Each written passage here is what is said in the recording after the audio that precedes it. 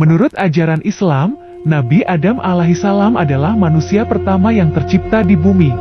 Namun, terdapat teori sains yang menjelaskan bahwa manusia pertama di dunia adalah manusia purba. Lalu, bagaimana manusia purba dalam pandangan Islam? Manusia purba diperkirakan muncul sekitar 2,588 juta tahun lalu. Mengutip buku seri IPS Sejarah SMP oleh Dr. Andes Prawoto, MP ini manusia purba hidup di zaman purba, atau yang dikenal dengan masa praaksara. Masa praaksara adalah sebuah masa di mana manusia belum mengenal tulisan. Masa ini ditandai dengan manusia yang masih menggunakan batu dan logam sebagai teknologinya kala itu. Seiring dengan berjalannya waktu, terjadi evolusi pada manusia, baik pada bentuk tubuh maupun kecerdasan. Misalnya, isi otak semakin besar, bentuk tengkorak berubah, cara berjalan yang semakin tegak, dan sebagainya. Evolusi terus terjadi hingga terbentuk manusia dengan wujud seperti sekarang. Sekali-kali, tengoklah buku sejarah untuk tingkat SMP. Bab 1 buku itu membahas tentang sejarah manusia, yang dikaitkan dengan kemungkinan adanya jenis makhluk bernama manusia purba. Mengapa teori semacam ini dimunculkan dan diajarkan di sekolah-sekolah? Perlu dicatat, ilmu pengetahuan yang berkembang pada era dominasi peradaban barat sekarang ini bersumber dari paham sekularisme, utilitarianisme, dan materialisme. Paham-paham tersebut menolak unsur transenden dalam alam semesta, memisahkan agama dari kehidupan dan nilai yang tidak mutlak atau relatif.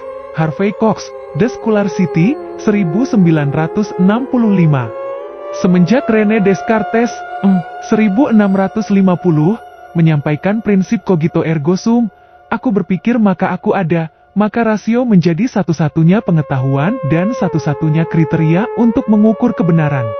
Rasio menjadi pokok pengetahuan dan ia harus terbebas dari mitos-mitos keagamaan seperti wahyu, Tuhan, kredo, nilai dan lain sebagainya. Ilmu pengetahuan barat modern tidak mempunyai pijakan kuat tentang asal-usul manusia, berbeda dengan wahyu yang jelas-jelas menyebutkan manusia pertama adalah Adam. Mereka pun menyusun suatu landasan teori yang menyebutkan bahwa asal-usul manusia adalah manusia purba.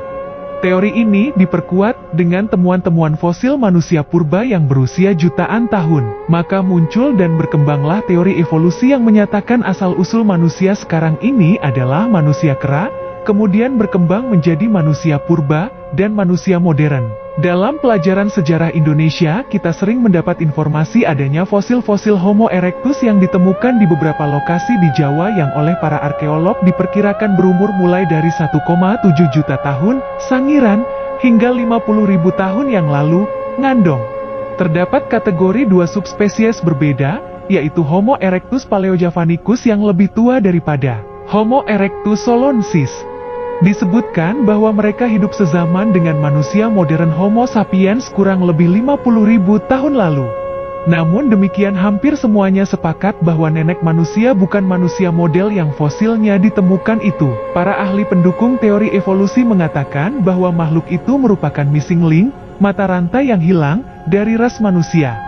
Namun bagi umat Islam dan para ilmuwan modern, keberadaan fosil manusia purba tidak pernah diakui kebenarannya. Para evolusionis, kaum yang menganut paham teori evolusi Darwin, yang memang ateis tidak punya pijakan siapa manusia pertama sehingga berasumsi bahwa manusia yang sekarang ada merupakan perkembangan dari manusia purba.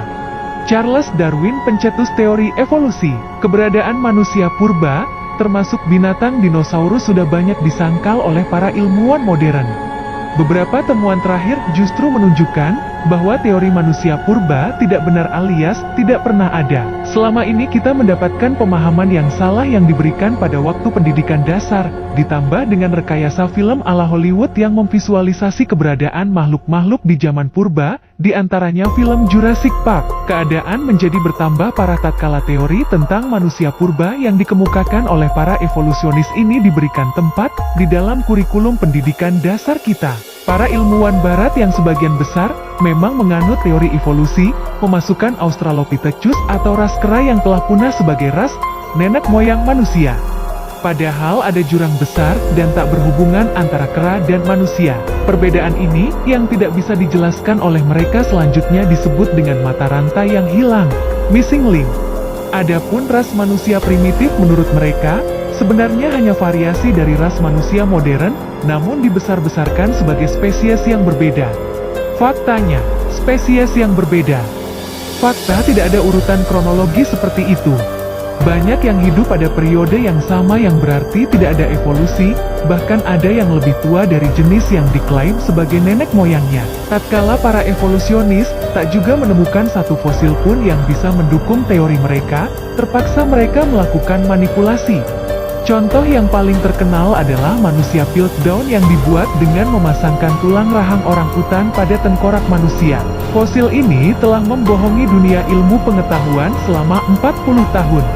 Ilmuwan evolusionis yang tidak mengenal Tuhan tidak mendapatkan informasi siapa manusia pertama yang mendiami bumi ini. Manusia Piltdown yang dipalsukan. Oleh karena itu mereka membuat teori asal-usul manusia, yang dimulai dari manusia kera, manusia purba, dan manusia modern. Apabila kita orang Islam mengemukakan konsep manusia pertama adalah Adam, sebagaimana disebutkan di dalam Al-Quran dan hadis Nabi Shallallahu Alaihi Wasallam, besar kemungkinan akan ditolak karena bertentangan dengan teori yang mereka buat. Karena dunia barat saat ini tengah menguasai peradaban dunia, maka mereka bisa dengan mudahnya memasukkan teori-teori tersebut ke dalam kurikulum pendidikan, termasuk pendidikan Islam di negeri-negeri Muslim. Sampai saat ini teori evolusi dengan keberadaan manusia purbanya masih banyak dipakai dan diajarkan di sekolah-sekolah Islam. Padahal itu semua tidak benar, karena berasal dari pemikiran yang sangat spekulatif dan jauh dari unsur wahyu. Penjelasan tentang terciptanya Nabi Adam sebagai manusia pertama di dunia tertuang di dalam Al-Quran Surat Al-Baqarah ayat 30. Dan ingatlah, ketika Tuhanmu berfirman kepada para malaikat, Aku hendak menjadikan khalifah di bumi. Mereka berkata, apakah engkau hendak menjadikan orang yang merusak dan menumpahkan darah di sana, sedangkan kami bertasbih memujimu dan menyucikan namamu? Dia berfirman, sungguh, aku mengetahui apa yang tidak kamu ketahui. Quraisy Shihab dalam video YouTube berjudul Shihab dan Shihab, Sains dan Teknologi dalam Islam.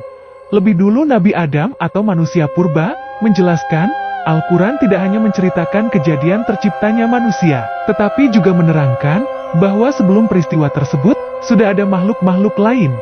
Namun, Al-Quran tidak menjelaskan secara eksplisit apa yang dimaksud dengan makhluk-makhluk tersebut. Mungkin makhluk yang dimaksud merujuk pada manusia purba, tapi mungkin juga bukan. Selain itu, Quraisy Shihab juga menuturkan, Al-Quran hanya menjelaskan bahwa penciptaan Nabi Adam melalui beberapa tahap, yakni diciptakan dari tanah, ada proses, dan diembuskan ruh ke dalamnya, hingga menjadi manusia. Namun, proses yang terjadi di antaranya tidak diterangkan secara gamblang. Kalau saya bisa beri gambaran begini, kita punya alfabet A sampai Z, saya sebut mulanya A, akhirnya Z, adakah huruf antara A dan Z? Banyak Al-Quran hanya menceritakan A dari tanah, dan Z diembuskan ruh. Jadi boleh jadi ada proses di antaranya. Tapi Al-Quran tidak menjelaskan itu, jelas Quraisy Shihab. Proses tersebut merupakan bidang ilmu yang tidak dibahas dalam Islam. Jika ilmu bisa membuktikannya, artinya teori tersebut tidak bertentangan dengan Al-Quran. Berdasarkan penjelasan di atas, dapat disimpulkan bahwa manusia purba dalam pandangan Islam adalah bagian dari ilmu pengetahuan yang tidak bisa dikaitkan dengan syariat. Umat muslim boleh menerima maupun menolak teori tersebut atas nama ilmu pengetahuan, bukan agama.